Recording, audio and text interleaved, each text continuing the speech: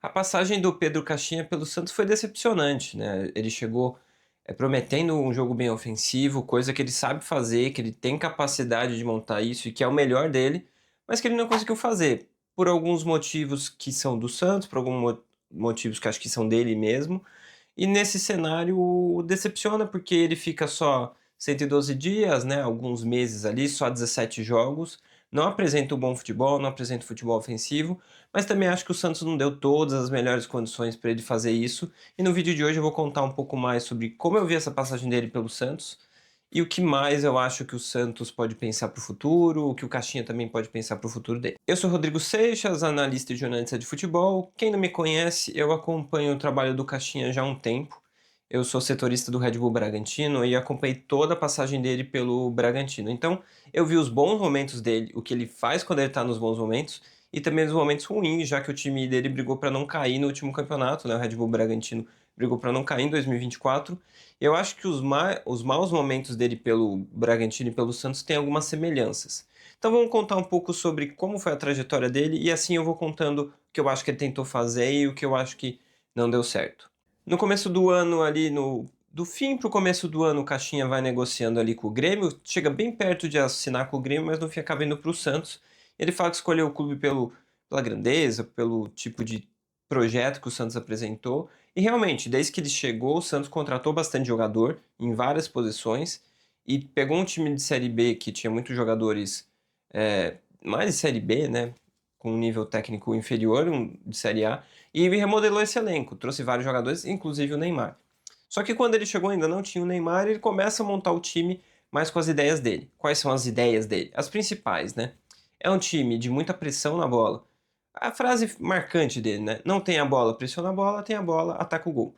Então a ideia é atacar com muita verticalidade. Então você não fica enrolando muito com a bola no pé, vai sempre em direção ao gol, com muitos toques de bola, com um passe bem vertical, para chegar no gol e finalizar. E quando você não tem a bola, você pressiona muito o time adversário que não tem a bola, desde o campo de defesa dele. Então você sobe muito o time e joga com o time muito adiantado. Só que essa maneira de jogar do Caixinha exige alguns tipos de jogadores que nem sempre ele tem e nem sempre consegue adaptar.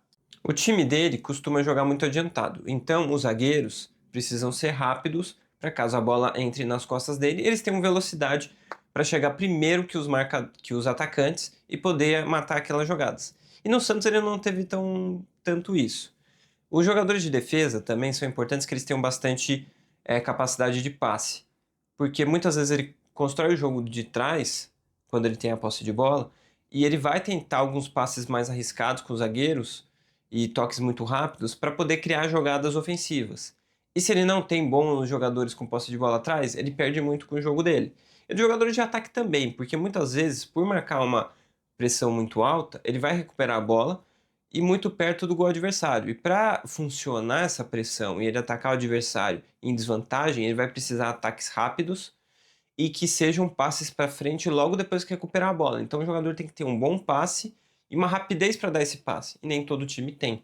O Santos também não tem tanto isso. E por fim, ele precisa de um time que tem uma pressão muito grande na saída de bola do adversário e muita energia para fazer isso em boa parte do jogo. E no Santos ele também não teve tanto isso. Então o que acontece? No primeiro momento ele tenta implantar isso e não funciona tão bem. Porque os jogadores mais velozes da defesa não são tão bons em jogo aéreo e não se encaixam tão bem para defender contra-ataques. E ele começa a sofrer muitos contra-ataques com a defesa descompacta, porque às vezes o ataque subia, a defesa não subia junto, abria muito espaço no meio, e muitas vezes os cruzamentos na área entravam muito fácil. E ele também sofreu muito com isso. Então essas duas questões atrapalharam muito o jogo dele inicial. Então o que ele acaba sendo forçado a fazer? A pegar um zagueiro mais experiente, com mais capacidade de defender, que é o Gil. Só que quando o Gil entra no time, ele força o time a recuar. Porque não adianta você ter um time de marcação-pressão com um zagueiro lento como o Gil. Mas também não adianta você trazer o time para trás e fazer uma marcação-pressão na frente, porque você vai abrir muito o meio de campo do time e vai deixar o adversário com todo esse espaço para poder aproveitar. Então ele teve que recuar o ataque também, que passou a pressionar menos. E daí, no meio disso, chegou o Neymar. E daí ele mudou de novo um pouco de conceito de ataque, que foi, principalmente depois que ele perdeu do Corinthians, que ainda não tinha entrado o Gil. Que ali naquele jogo que ele perde pro Corinthians, fica muito claro que a marcação-pressão dele não era tão ruim, apesar do Neymar não pressionar tanto. Só que o problema da marcação-pressão dele é que o time nem sempre acertava essa marcação, porque ela ainda não estava tão bem coordenada ali naquele início de trabalho. E quando o time não acertava essa pressão, ou quando o time perdia a bola no ataque, eles ficavam muito abertos para contra-ataques. E o Corinthians aproveitou isso e venceu o jogo. Então ele mudou o time ali, passou a ter um time mais atrás, mais recuado, mais bem encaixado. O bom tempo ajudou bastante a fechar melhor esse time. E ele passou a apostar muito em rota de ataque de Neymar. Então foi um time, depois do jogo do Corinthians, que até teve alguns resultados positivos, mas sempre apoiado no Neymar. Então um time que não marcava pressão, era um time que não tinha tanto essa característica de jogo dele, mas era um time certamente equilibrado, que até defendia um pouco melhor bolas aéreas, até defendia melhor contra ataques e que tinha uma rota muito de Neymar. Então a bola chegava nele, ele criava alguma coisa ali e gerava um escanteio, que às vezes ele fazia o gol de escanteio direto, né, como foi com a Inter de Limeira que ele marcou um gol olímpico, ou fazer um cruzamento para fazer um gol. Teve a partida contra o Bragantino, que ali eu acho que talvez seja o fim do Caixinha como um jogo bom de futebol, né? Que é aquela partida contra o Bragantino. Eles têm um resultado positivo, mas muito aproveitando no início já um gol de falta com o Neymar, depois tem um gol de escanteio também com o Neymar cruzando a bola na área, que vence ali por 2-0. Então, ali você tem o Neymar se machucando, ele ficando fora por um bom tempo. E quando você não tinha o Neymar naquele time do Caixinha, que passou a ter ofensivamente praticamente só o Neymar como uma escolha de ataque, né, que não era tão previsível, passou a ser um ataque muito previsível e uma defesa que até funcionava, mas que era muito previsível também. Passou a ser um time muito previsível na frente e atrás, um time que não pressionava alto, um time que não tinha boas soluções no ataque, que nem o Guilherme nunca encontrava uma boa solução, e ele foi insistindo no Guilherme, que foi bem no Paulista, é verdade, até jogar contra o Corinthians, mas que depois disso não fez mais bons jogos. Então foi um Caixinha que naquele cenário ele não conseguiu aplicar o futebol que ele gostaria, tendo alguns jogadores com característica que ele gosta, tendo outros que não, ele não conseguiu mesclar isso e montar um time que fosse competitivo, porque o Caixinha, eu acho que ele não é um técnico de montar várias formas de jogo, aproveitando bem os jogadores que tem. Eu acho que é mais o contrário. Ele tem uma ideia clara de jogo e tenta adaptar os jogadores dele para a equipe dele. Só que nem sempre isso dá certo. Então, quando ele tenta fazer uma outra forma de jogo, passa a ser um time muito comum, que é fácil de ser marcado, que defende até de certa forma ok, mas nem sempre funciona tão bem que nem o jogo contra o Fluminense, que foi a última partida dele. Ele sabia que ele estava para cair, então ele monta um time ainda mais defensivo do que outros jogos. E até que ele faz isso razoavelmente bem. Só que ali você não tem nenhum brilho no time dele, ali você não tem nenhuma potencialidade do time dele, passa a ser só um time comum. E sendo um time comum, ele não consegue atacar, tanto que se você olhar o mapa de posicionamento do time dele, só o Tassiano e o Tiquinho ficaram no posicionamento médio acima do meio de campo, o resto do time ficou todo atrás do meio de campo, com dois volantes mais fixos, laterais mais fixos. Né? Você até vê posicionamentos na hora de atacar o 3-2-5, mas passes mais cautelosos. Na hora de defender um 4-2-3-1, mas bem recuado. Então você vê um time que está muito mais para o Bragantino da segunda temporada, onde ele perdeu alguns jogadores importantes e passou a ter um jogo muito mais óbvio de marcar mais atrás, de roubar a bola mais perto do próprio gol e jogar de contra-ataque, que é algo que, sei lá, muitos técnicos brasileiros conseguem fazer e fazem.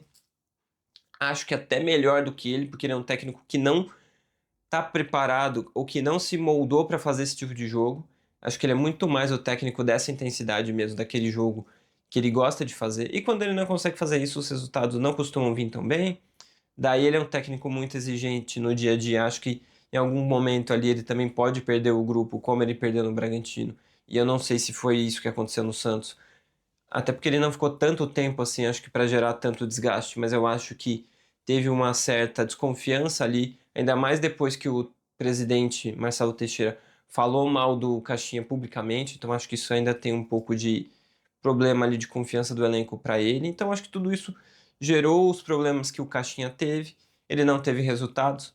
Acho até que se ele tivesse resultado jogando dessa maneira mais simples, ele podia ir complicando, complicando não, mas melhor estruturando o time para chegar no que ele gosta.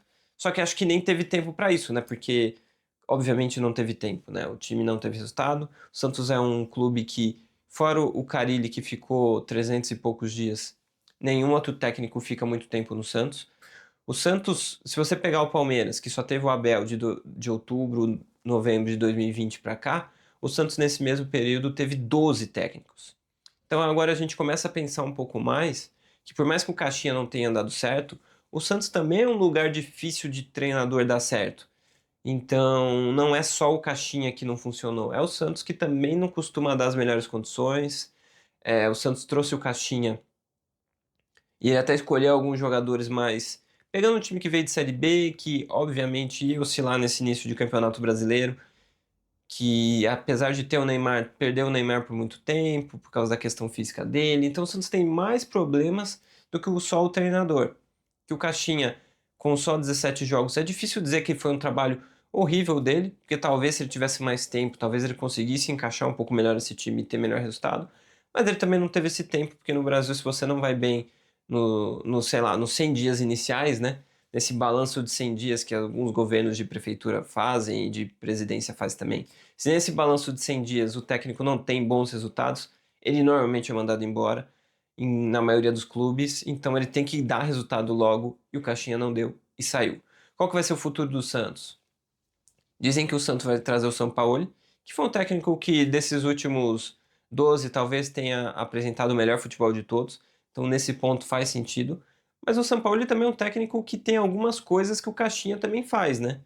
Que é marcação pressão alta, que é gostar de ter a posse de bola no sentido de posicional e vertical em algumas questões. Então, acho que o São Paulo tem algumas semelhanças com o Caixinha de jogo, o que é interessante, mas por outro lado também faz com que o Santos também, não vou dizer que saiba tão bem que tipo, que perfil de treinador quer trazer, porque ele também é estrangeiro, ele também não costuma ter um relacionamento tão bom assim com os jogadores da equipe dele, então acho que não sei se talvez seja o melhor técnico para ser o técnico do Santos nesse momento, mas é a negociação que o Santos está fazendo. Parece que o Dorival e o Tite não estão tão próximos assim. São os técnicos que o Santos talvez preferisse nesse momento, mas o Santos precisa trazer um treinador logo para poder montar o time para esse Campeonato Brasileiro. Para o Caixinha, eu acho que o mercado do Brasil agora ficou um pouco difícil para ele, porque ele foi bem no começo no Bragantino, depois foi mal. Daí ele tem a oportunidade de treinar o Grêmio. Daí eles discutem ali a questão de contrato, ele acaba desistindo na hora final ali e vai para o Santos. Acho que isso gerou um certo desgaste, talvez em empresários, em outros clubes na hora de tentar contratar ele. E eu acho que esse trabalho ruim dele no Santos tira um pouco do crédito dele aqui no Brasil. Então, times de primeira linha talvez não pensem nele no primeiro momento e pensem em outros treinadores. E eu acho que ele não vai ser um técnico de treinar times mais da parte baixa de tabela e de Série B.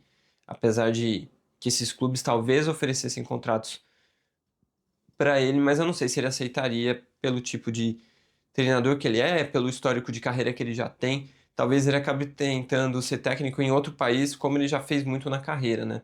Ele não tem na carreira trabalhos muito duradouros. No Bragantino até que ele ficou bastante tempo, mas na média ele fica menos de um ano nos clubes, porque eu acho que o modelo de jogo dele é muito específico. Então, se ele não consegue implantar esse jogo, é um time que não joga um bom futebol, os resultados não vêm e acabam tirando ele do elenco, principalmente por causa disso.